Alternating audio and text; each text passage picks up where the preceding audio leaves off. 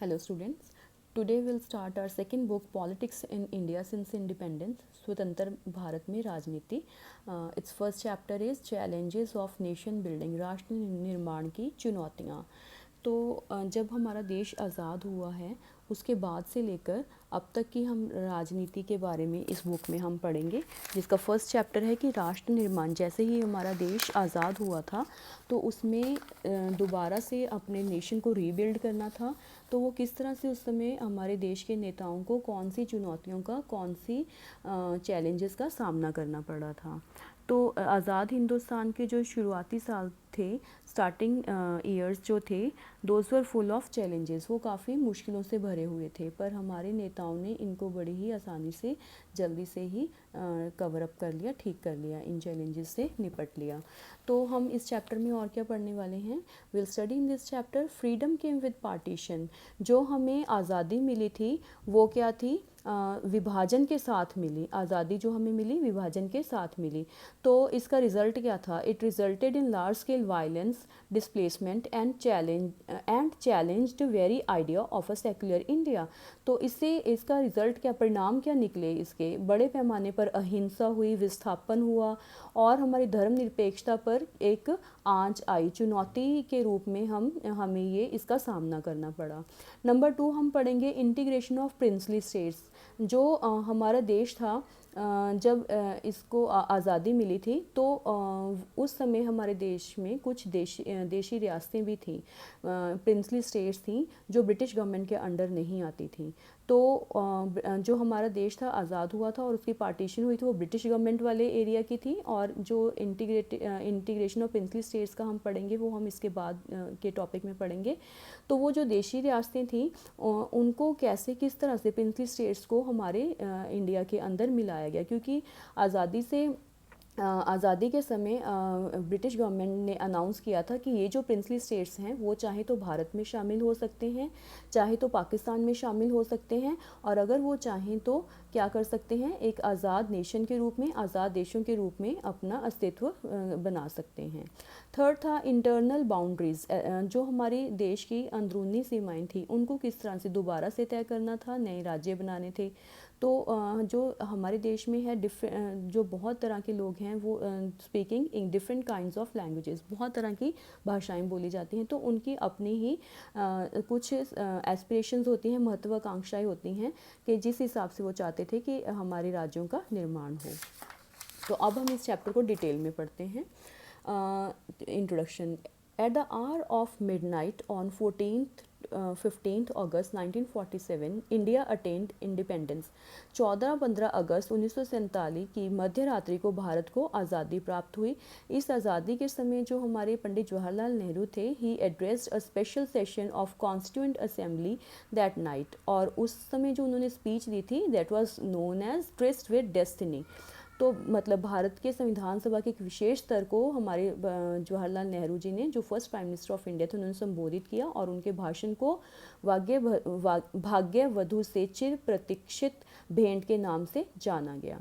तो जो हमारे देश की आज़ादी की लड़ाई में हिस्सा लेने वाले थे, नेशनल मूवमेंट में जिन लोगों ने हिस्सा लिया था, वो चाहते थे कि जब हमारा देश आज़ाद होगा तो वो किस तरह का अपना देश चाहते थे.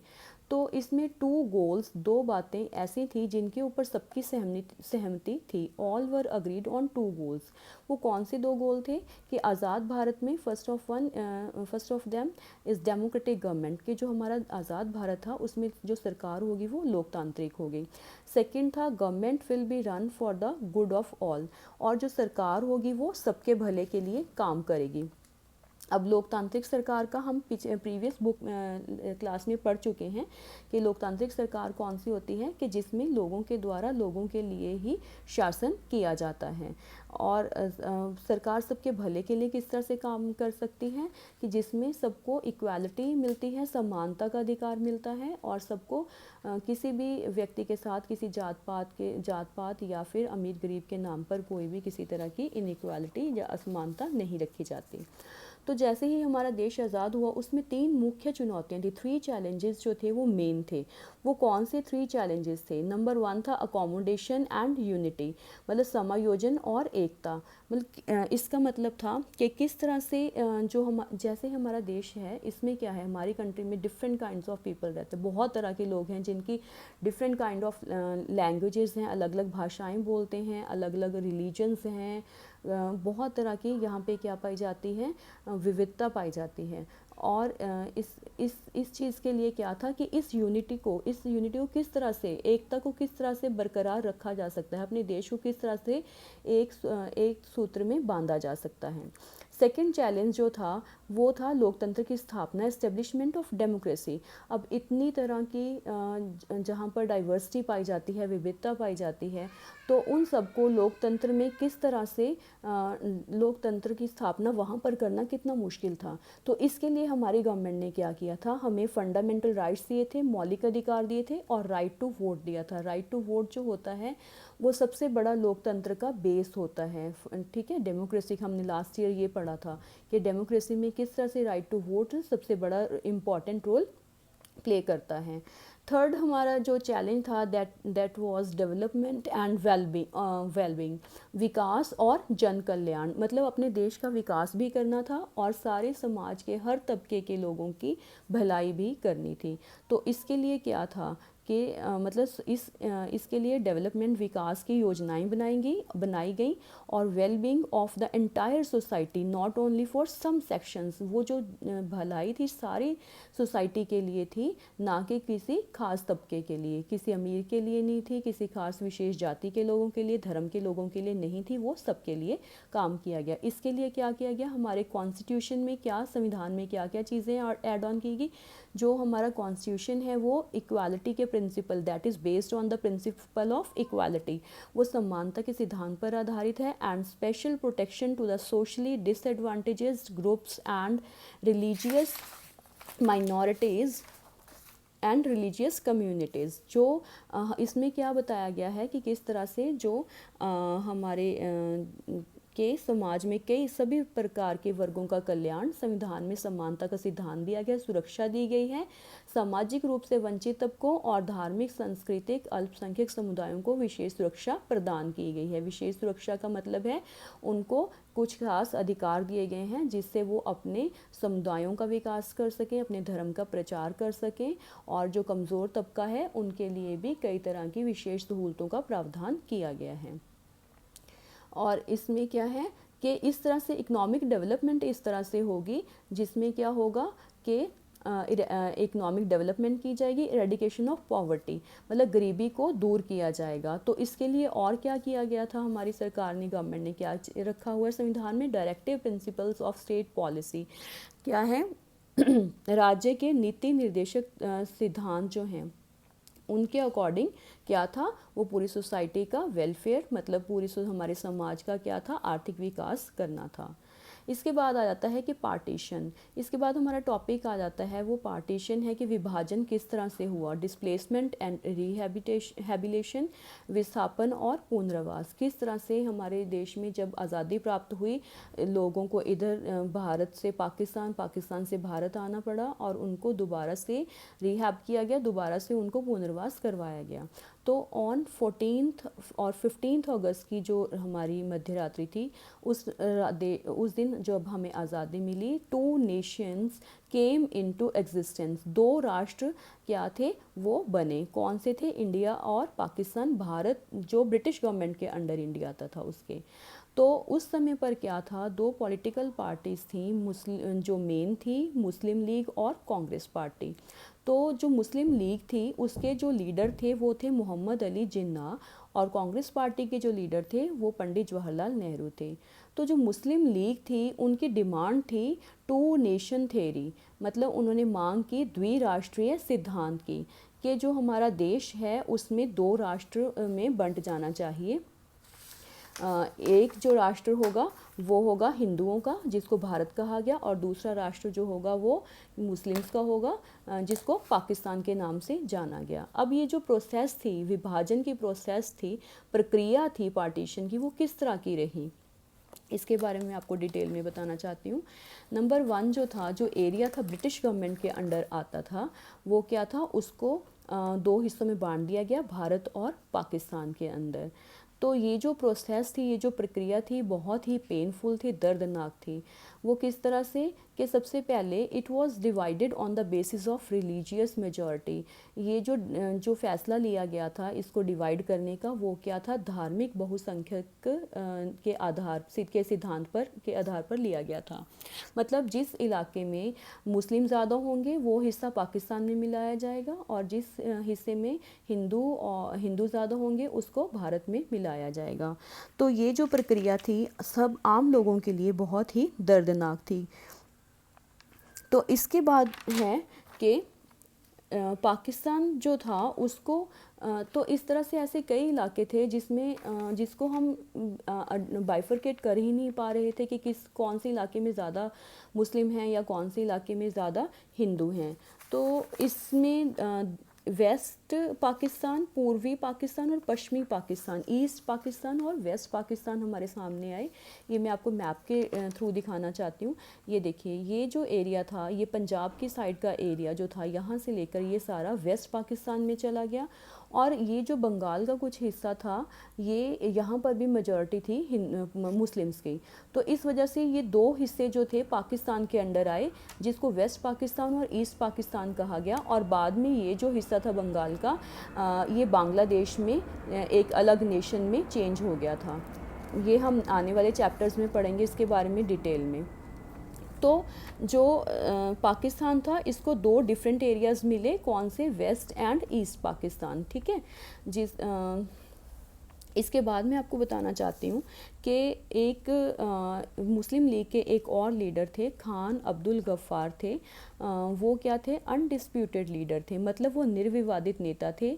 वो एक अच्छे नेता थे जो नहीं चाहते थे कि भारत को दो हिस्सों में बांटा जाए। उनको फ्रंटियर गांधी भी कहा जाता था। तो सीमांत गांधी, वो नहीं चाहते थे कि जो हमारा राष्ट्र है वो द्विराष्ट्रीय सिद्धांत वो नहीं चाहते थे दो राष्ट्रों में बांटा जाए। लेकिन he didn't want two nation theory but his voice was ignored। पर उनकी जो मतलब आवाज़ थी उसको अनदेखा कर दिया गया, उनकी बात नहीं मानी गई। तो इस तरह से पंजाब और बंगाल के जो हिस्से थे, जो मैंने अभी आपको मैप में दिखाया, जिसको पश्चिमोत्तर सीमा प्रांत के उनको पाकिस्तान कहा गया, मतलब दो हिस्सों में बांटा गया, पश्चिम और पूर्व। जी, ये मैंने आपको जैसे पहले ही दिखाया था, वेस्ट पाकिस्तान और ईस्ट पाकिस्तान, ठीक है। इसके बाद हमारे पास आता है नंबर 4 पर आ जाता है हमारे पास माइनॉरिटीज़ ऑन बोथ साइड्स। जो दोनों तरफ थे, भारत और पाकिस्तान में कुछ ऐसे लोग थे, माइनॉरिटीज़ जो थी, उनके लिए भी बहुत मुश्किल हो गया था कि उनको किस जगह पर पाकिस्तान में जाना है या भारत में शामिल होना है। तो अब हमारे पास हमारा अगला टॉपिक आ जाता है कॉन्सिक्वेंसेस ऑफ पार्टीशन, मतलब विभाजन के क्या परिणाम निकले। जो भी विभाजन हुआ, बेटा हम ये आज तक हम काफ़ी हमारी हिस्ट्री की बुक्स में भी पढ़ते आए हैं, प्रीवियस हमने चैप्टर्स बुक क्लासेस में भी पढ़ा है, और हम मूवीज़ में भी इसके बारे में, हमारी इंडियन मूवीज़ में बहुत कुछ दिखाया गया है। तो इसलिए हमें काफ़ी कुछ इस चीज़ के बारे में नॉलेज तो है ही है। तो इसको मैं अच्छे से आपको बताना चाहती हूँ कि जब विभाजन हुआ तो उस समय कितनी मुश्किलें आई, कितना वो दुखदायक था। इसके विभाजन के समय क्या हुआ, वायलेंस हुई, हिंसा बहुत बड़े पैमाने पर हुई। हिंसा मतलब जो हिंदू और मुस्लिम लोग थे वो एक मतलब सांप्रदायिक हिंसा हुई, ठीक है, बहुत बड़े पैमाने पर एक दूसरे को मारने लग गए। हिंदुओं ने मुस्लिमों को मारना शुरू कर दिया, मुस्लिमों ने हिंदुओं को मारना शुरू कर दिया। एक दूसरे के घरों में बच्चों को मारा गया, औरतों को मारा गया, उनके साथ गलत व्यवहार किया गया। तो ये जो समय था बहुत दर्दनाक समय था। और क्या था, people were helpless to leave their homes. जो लोग थे वो मजबूर हो गए थे अपना घर छोड़ने के लिए, क्योंकि जो पाकिस्तान जो मुस्लिम लोग थे जो भारत के हिस्से में आए थे उनके मजबूर हो चुके थे कि वो कहाँ चले जाएं, पाकिस्तान में चले जाएं। और जो पाकिस्तान में हिंदू लोग थे वो मजबूर हो गए थे हिंदुस्तान में आने के लिए, भारत में आने के लिए। तो ये जो हिंसा मैंने बताया है, ये जो वायलेंस थी वो सबसे बड़े लार्ज स्केल पर 3 क्षेत्रों में सबसे ज़्यादा हुई थी। 3 एरियाज़ थे, those were Lahore, Calcutta and Amritsar. तो ये जो एरियाज़ थे यहाँ पर बहुत ज़्यादा हिंसा हुई थी। ये वो जगह थी जहाँ पर अगर हिंदू लोग मुस्लिम्स के एरिया में चले जाते थे तो मुस्लिम लोग उन लोगों को मार देते थे, और इसी तरह से मुस्लिम लोग अगर गलती से हिंदूज़ के एरिया में चले जाते थे तो वो लोग उनको मार देते थे। तो इसके बाद हमारे पास एक और प्रॉब्लम आई, रिफ्यूजीज़ की, शरणार्थियों की समस्या। जब काफ़ी सारे लोग भारत से पाकिस्तान, पाकिस्तान से भारत आए तो शरणार्थियों की समस्या बहुत ज़्यादा होगी। रिफ्यूजी कैंप्स, उनको कितना कितना समय रिफ्यूजी कैंप्स में गुजारना पड़ा। नेक्स्ट है इंडिया और पाकिस्तान के बारे में, कि जो इंडिया और पाकिस्तान में वायलेंस जो हुई थी उसको किस तरह से भारत और पाकिस्तान के राइटर्स जो थे, पोएट्स थे, फिल्म मेकर्स थे, नॉवल, उन्होंने किस तरह से अपने नॉवेल्स में, शॉर्ट स्टोरीज़ में, पोइट्रीज़ में, मूवीज़ में इस हिंसा को एक्सप्लेन किया था, बताया था उन्होंने इसके बारे में। कितना मुश्किल समय था, कितना मुश्किल वो दौर था, कि किस तरह से उस समय इतनी हिंसा हुई थी। लोगों को ट्रेन्स में मार दिया जाता था अगर किसी और जाति के लोग, धर्म के लोग उस ट्रेन में आ रहे होते थे। तो मतलब वो बहुत बुरा समय था। इसके बाद जब हमारी विभाजन हुआ, डिवीज़न हुई, हमारे पार्टीशन हुई हमारे देश की, तो उस समय जो था सिर्फ लोगों का ही नहीं या एरिया की ही पार्टीशन नहीं हुई थी, उसमें वित्तीय संपदा, मतलब जो फाइनेंशियल प्रॉपर्टीज़ थी उनका भी वो हुआ था, स्थानांतरण हुआ था। टेबल चेयर से लेकर, टाइपराइटर से लेकर हर चीज़ का, एक एक चीज़ का बंटवारा हुआ था। तो इस समय करीब 80 लाख के लोग जो थे उनको अपने घर छोड़ने पड़े थे, और 5 से 10 लाख लोग जो थे उनको अपनी जान गंवानी पड़ी थी। इतना दर्दनाक और ख़राब समय था। तो इसी समय में क्या था, महात्मा गांधी की सेक्रीफाइस के बारे में मैं आपको बताना चाहती हूँ, जो महात्मा गांधी की शहादत के बारे में। तो महात्मा गांधी जो थे वो अहिंसा के पुजारी थे। ये जो सारी हिंसा थी उनको बिल्कुल भी गवारना थी। तो जो महात्मा गांधी थे, he did not participate in any of the independence day celebration. तो उन्होंने जो आज़ादी के दिन किसी भी सेलिब्रेशन जो हमारी आज़ादी की मनाई गई थी उसमें किसी में भी हिस्सा नहीं लिया था। इसका कारण क्या था कि वो उस समय कोलकाता में थे, किस लिए, जहाँ पर बहुत ज़्यादा बुरी तरह से दंगे फसाद चल रहे थे, जिसकी वजह किसके बीच में चल रहे थे, हिंदूज़ और मुस्लिम्स के बीच में। तो उनसे वो क्या थे, saddened by the communal violence, वो इस चीज़ से बहुत ज़्यादा दुखी थे। तो इस वजह से क्या हुआ, उन्होंने कोलकाता में काफ़ी सारे लोगों को इकट्ठा किया, उनको भाषण दिए, समझाया, जिस वजह से क्या हुआ, कोलकाता में ग्रेटली इम्प्रूव द सिचुएशन। तो उसकी वजह से कोलकाता में क्या हुआ, जो सिचुएशन थी उस समय की, वो काफ़ी अच्छा उसमें सुधार आया। उसके बाद क्या था, वो दिल्ली में आ गए, क्योंकि दिल्ली में भी बहुत ज़्यादा वायलेंस चल रही थी। दिल्ली में भी उन्होंने एक बहुत अच्छा रोल, इम्पॉर्टेंट रोल अदा किया था, बहुत अच्छा उन्होंने, उनकी वजह से जो थी हिंसा वो काफ़ी हद तक कम हो गई थी। बट क्या था, कुछ ऐसे लोग भी होते हैं जो ऐसी चीज़ें पसंद नहीं करते। He was disliked by the Hindus. कौन से, उन हिंदूज़ के द्वारा डिसलाइक किए जाते थे who wanted revenge from Muslims, जो मुस्लिम लोगों से बदला लेना चाहते थे। तो वो हिंदूज़ जो थे वो उनको नफ़रत करते थे। फाइनली क्या हुआ, 30 जनवरी 1948 को एक हिंदू अतिवादी ने, एक एक्सट्रीमिस्ट हिंदू ने क्या किया था, जिसका नाम था नथु राम विनायक गोडसे था।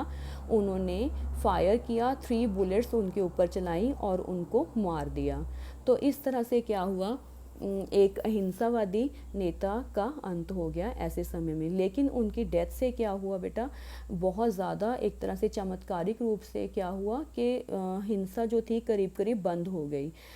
हमारी गवर्नमेंट भी काफ़ी अलर्ट हो गई। Government of India crack down on the organisations responsible for communal violence and hatred, मतलब जो कम्युनल वायलेंस और हेट्रेड फैला रहे थे जो लोग, ऐसे ऑर्गेनाइजेशंस पर कुछ समय के लिए रोक लगा दी थी, उनको कंट्रोल कर लिया था, जिस वजह से उस समय वायलेंस जो थी वो काफ़ी हद तक ख़त्म हो गई थी।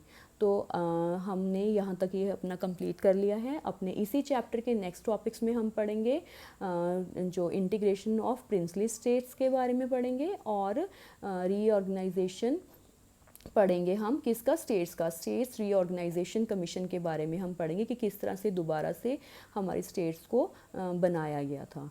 तो ये हमारा आज के जो 2-3 टॉपिक्स है ये कंप्लीट होते हैं बेटा। Thank you.